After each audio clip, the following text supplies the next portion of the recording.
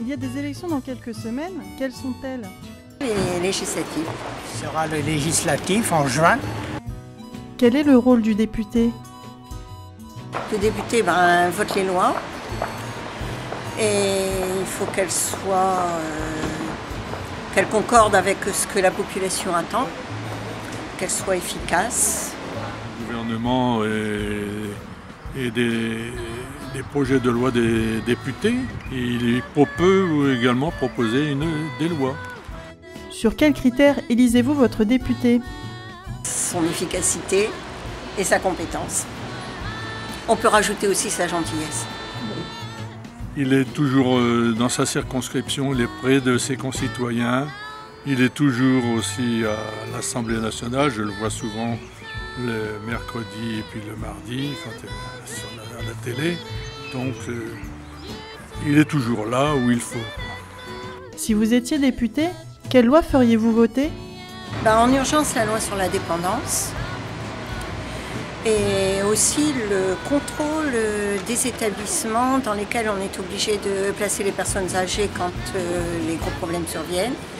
Et je trouve inadmissible que ce soit ces établissements-là qui fassent du profit par rapport aux problèmes rencontrés.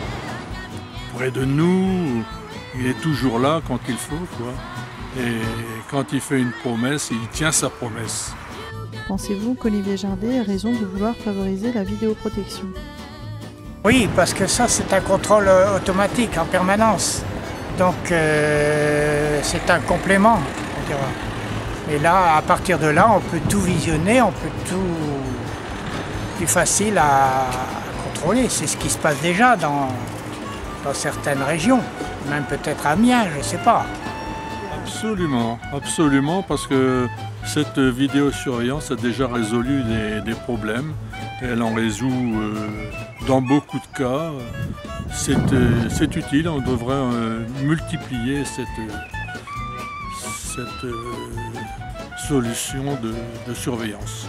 Que pensez-vous du soutien d'Olivier Jardé pour le passage du TGV par Amiens et la réalisation du barreau Roissy-Picardie? J'ai toujours été depuis le début, j'ai toujours été pour le TGV Paris-Londres par Amiens.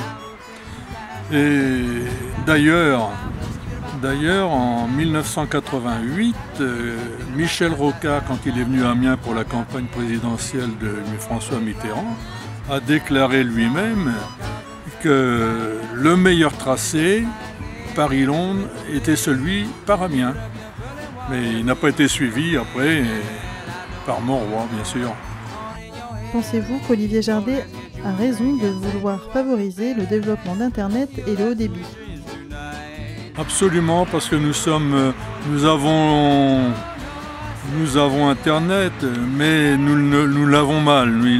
Ce n'est pas suffisant. Il y a encore des zones dans la circonscription, dans le canton également, où ils sont mal desservis.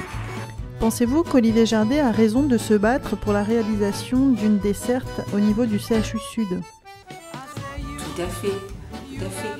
Cette desserte elle doit être cohérente avec la taille du CHU et la couverture du CHU.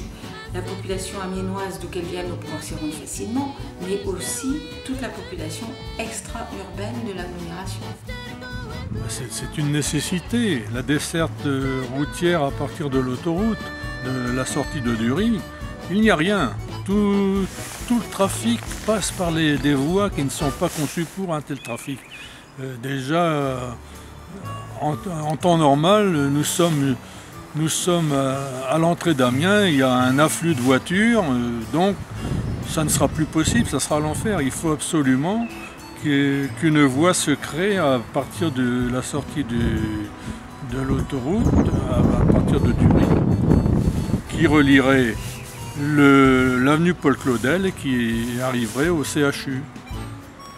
Parce que, honnêtement, ça serait un enfer pour les riverains. Déjà, les gens se plaignent qu'il y a beaucoup de passages routiers, et alors là, ça sera encore pire.